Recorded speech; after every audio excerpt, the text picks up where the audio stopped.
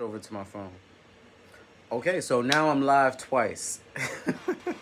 Let's see how that works. Guys, jump into the new live I just started. I'm gonna end this one because this is, you gotta get this, right?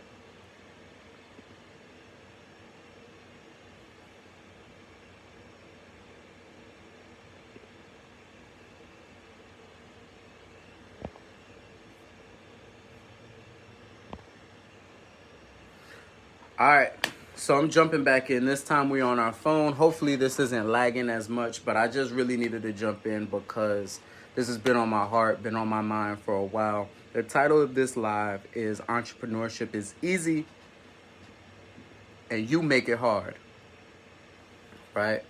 Again, trigger warning. Trigger warning, if you having a good day and you don't feel like being triggered, this ain't the live for you, because I'm going to be calling some people out. I'm gonna be saying some things that go against that go contrary to popular belief, and we're gonna dive in. Because most of us, I'm gonna say most of us, are moving into entrepreneurship from an employee situation. We've been raised to be employees. Fact. Don't dispute it. You've been raised to be an employee. If you were born in America and you went through the public school system or even a private school system like me, you were raised to get up and get a job, to listen to other people, to not be creative. You were raised that way, right? Maybe with a few people that, a few exceptions to the rule. Chances are you watching this right now, you were raised to be an employee, right? And we come from that and we're moving into entrepreneurship without realizing how different it is. Now, we understand the similarities. You become an entrepreneur, you can make money. You become an entrepreneur, you got a job to do. You become an entrepreneur, you have different responsibilities and obligations, and all of that stuff is true. How you go about it, however, your options for your approach have vastly widened and opened up. As an employee, you can do things 1, 2, or maybe 3 different types of ways. As an entrepreneur, you can do shit any type of way you want to do it. You know what I'm saying? It's all about producing a result, right? And with that type of freedom, with that type of power comes great responsibility. You already know. And that can become overwhelming, right? So there's this idea that you got to work your fingers to the bone, that you got to work 24/7, that you got to work, and sacrifice family, sacrifice self, sacrifice your mindset, sacrifice eating healthy. We're drinking amps and monsters and Red Bulls and stuff to stay awake longer. And we're sacrificing sleep. Don't sacrifice your sleep, please. But we're doing all of this stuff. And I think it's because we come from this employee mindset where your money is directly associated with how hard you work, how much energy you're putting out, how much time you put in, right? As an employee, that's how you make your money. Time and energy, right? And you don't set the price. You don't set the price. You take what you can get for the time and the energy that you're trying to put out, that you're willing to put out there. As an entrepreneur, time and energy is part of it, yes. But you have the option to make the time and energy that you put in more valuable. Make it more valuable. How do you make it more valuable? You learn, you grow, you develop your personality, who you are, your character, how you show up. What is your marketing strategy? What is your messaging? How are you reaching out to people? How do people feel when they work with you? All of these things can increase the value without you needing to put in more time or more energy, right? With that option, you realize that the hardest part about entrepreneurship is not staying up till 2 o'clock in the morning. You don't have to do that. The hardest part about entrepreneurship is not knowing what the hell you're doing. You don't know what you're doing. It's scary. You're in the unknown. You got a lot of shit to figure out, right? You got a lot of learning to do, and that proposes a challenge on you. And that is the hardest part, not knowing what you're doing, not having systems in place, not having habits that support your business. But once you get these things, once you get in the rhythm, once you know what works and what you're doing, why you're doing it, how you're going to do it, and you start focusing on automating these actions, these small actions, not big, grandiose, 4 hours, 3 hours of sleep, waking up at 4 o'clock in the morning to run like David Goggins. Once you realize that you can maximize the productivity and effectiveness of 1 hour, you can work less and make more money than you've ever made before. It's possible. And to even believe that in the beginning, you got to do all of the things. You never have to do all of the things. Never. What you want to do, what you have to do, are the things that make a difference. The things that move the needle in your business, right? The things that you want to do, the things that you're excited about doing, are the things that you should allocate your time, your energy to, because those are your biggest assets, is your energy, your focus, right? Nothing else. Nothing else.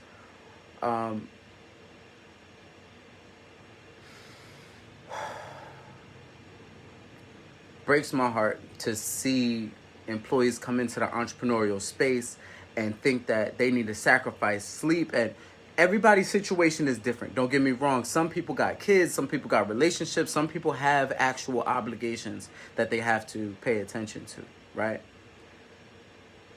But there are also so many areas of opportunity that go unnoticed because we have this mindset that, oh, I just need to force this thing into being. I need to make this thing happen, when there's actually a handful of options that you have in the area of allowing it to happen, allowing things to develop, allowing things to progress, allowing things to come to you when you decide to become attractive to the things that you want, when you realize the power that you have to speak things into existence and the science behind it, when your subconscious mind believes and taps in and attaches to an idea, it is going to work to create it. And yes, no, it's not going to happen in a way that you cannot understand, right? It's not going to happen like, oh, I waved my wand and all of this stuff happened because I'm attractive and I use the law of attraction. No, the way it works is your brain believes something. You have a vision where your mind goes, your body is going to follow.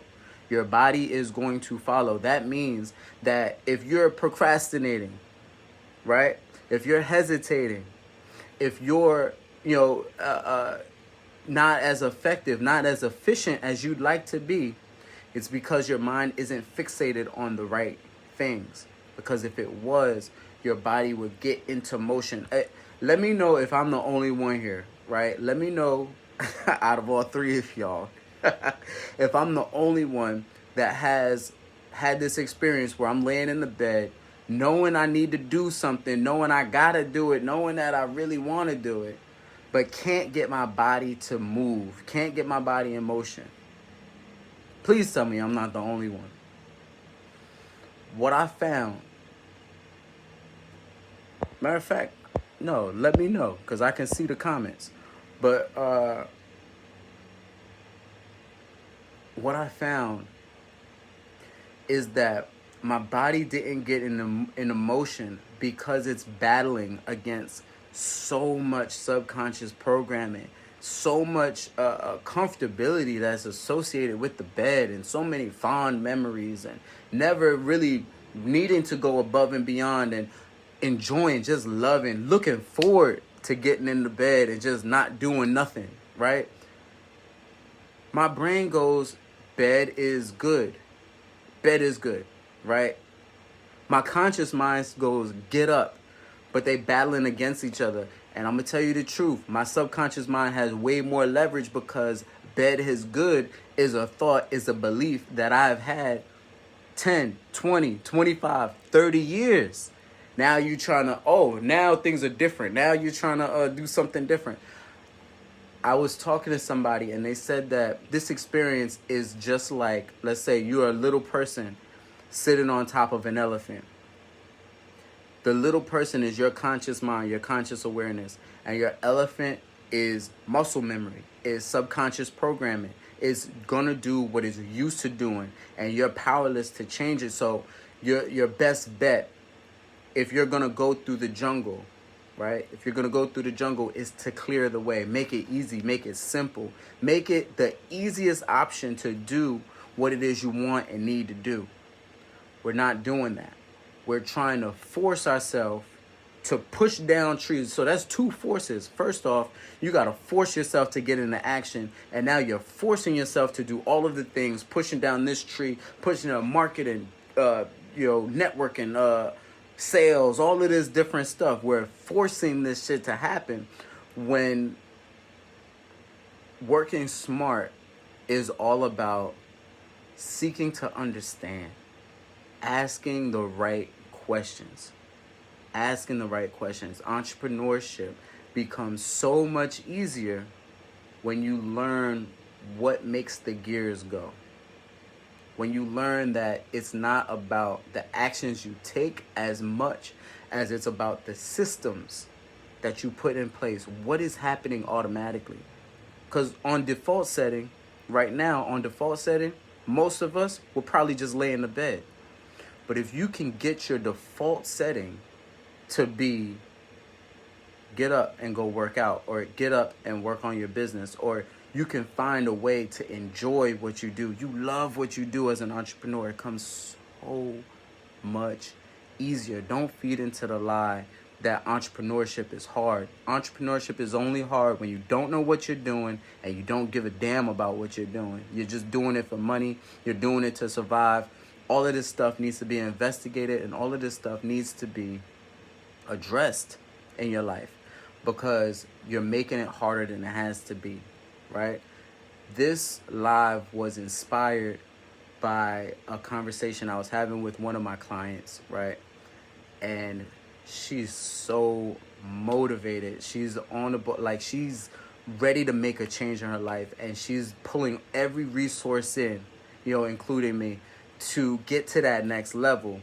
And we look at her schedule, we look at what she has to do. She's overwhelmed because I gotta do this. And I say, well, when are you gonna eat? Eat?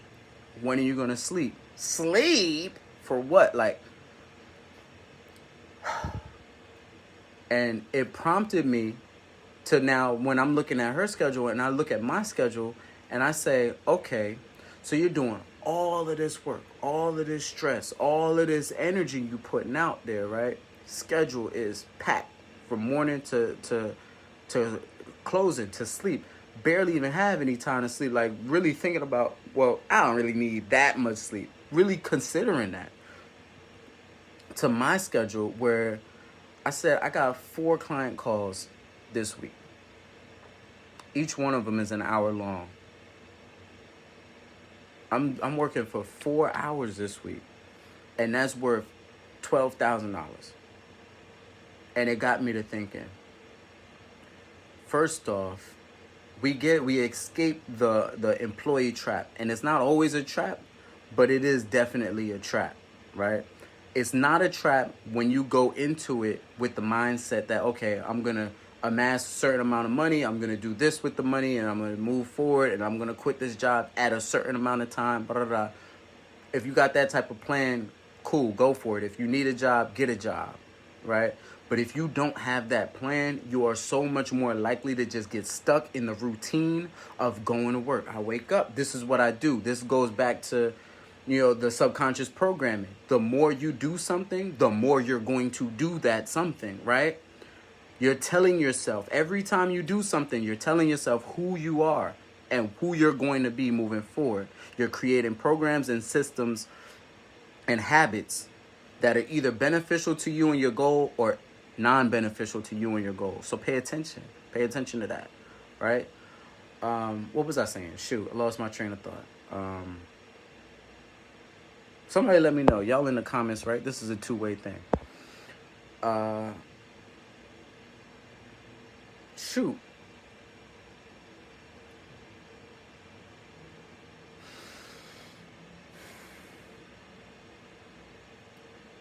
So I'm watching my client. I'm watching my client work her fingers to the bone, and I'm asking her why. And she's saying, well, that's what I've been told. That's what everybody says. And I explain to her that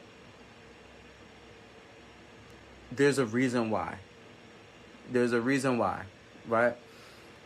You go on YouTube, go to Gary Vee. Not even Gary Vee, because Gary Vee will tell you to take your ass to sleep. But let's say somebody like Gary Vee. Let's say David Goggins, right? David Goggins has a unique story, first of all. It has a very unique, very, very unique story that's driven by trauma, of him being overweight and stuff. But think about it this way. You are listening to a guy or a girl who's talking to 1.2 million people, 1.5 million people, right? They're making blanket statements. They don't know your situation. They don't know what time you have available during the day and the night or whatever the case may be. So what is safe and secure to say? What's good advice that you can give to every and anybody that's gonna, if you can do it, it's gonna work? That advice is work from sun up to sundown and sacrifice your sleep. If that is something that you can do for long enough, I'm pretty sure you're gonna, if you want money, you'll probably have a bunch of money. Maybe your health is dwindling. Maybe you're miserable. Maybe you're stressed out. And if those things aren't important to you, then fine, you win, whatever. But what I'm here to say is that there's a better way, right? That you get to be aware and cognizant of what is for you. This is like going to a buffet. When you go to YouTube, you got this option, this option, this option, this option. Don't get caught in a trap of thinking that you need to do all of the things, that you got to work out, you got to meditate, you got to eat perfect diet, you got to work on your business 10 hours, 12 hours, 17 hours a day, that you got to do all of the things. No, what you do is you go in there and you find the things that really excite you, the things that you really enjoy doing.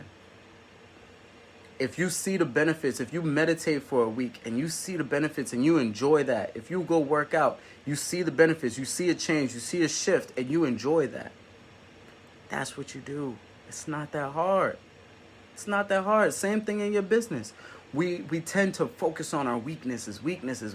How can we make our weaknesses stronger when really all that's doing is getting us to imprint an image in our mind of how weak we are? Because we're constantly looking at weaknesses because we feel like having weakness is the reason that you fail. It's not the case. You can work on your strengths. You can lead with your strengths. You can hire your weaknesses. You can hire somebody to do the shit that you don't want to do, bro. You can hire not even that you don't want to do. Maybe you're not good at it. Maybe you're not interested in developing yourself in video editing skills or something like that, right? Maybe you don't want to do your graphic design. You don't want to do your logo. You're going to hire somebody. And you don't have to stress. You know what I'm saying? Like, 4 hours this entire week is dedicated to the fulfillment of what I promised in my business, delivering the service that I'm offering. The rest of the week, now you got 24 hours a day, minus sleep, what's that, 17? I don't know. 17 hours a day. Do what I want. I just so happen to want to do things that grow my business. I just happen to want to do it, but I needed the space to find out what excited me, right? If you're constantly working, if you're constantly forcing it, if you're constantly approaching your business like an employee, you never get there. You never get to that point. So,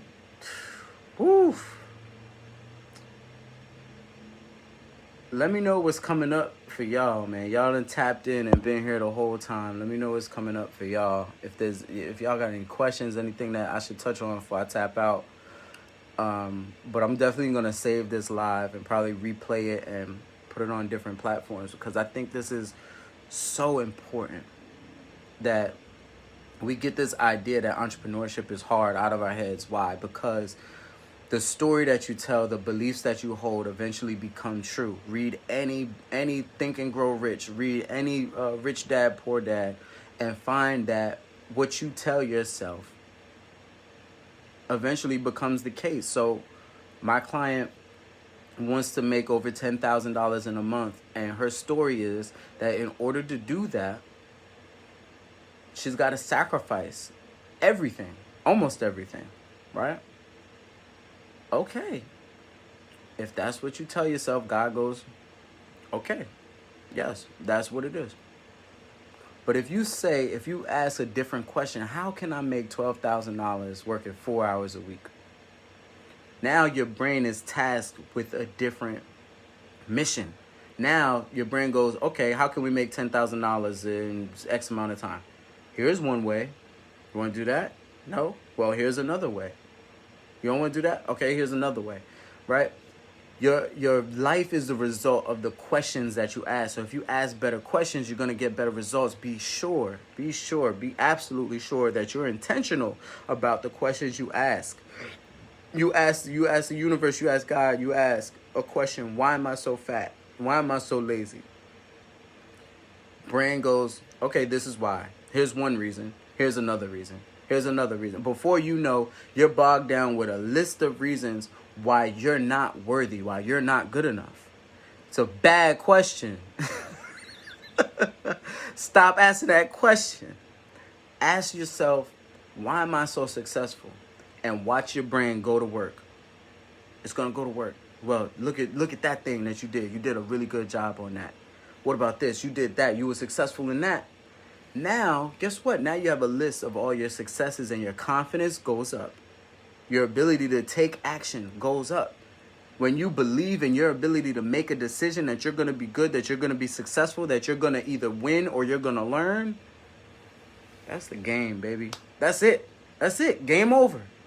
Game over. Once you understand that, nothing else matters. Nothing else matters. Because everything else is a result and a fruit on the tree that is your mindset. It is your perspective.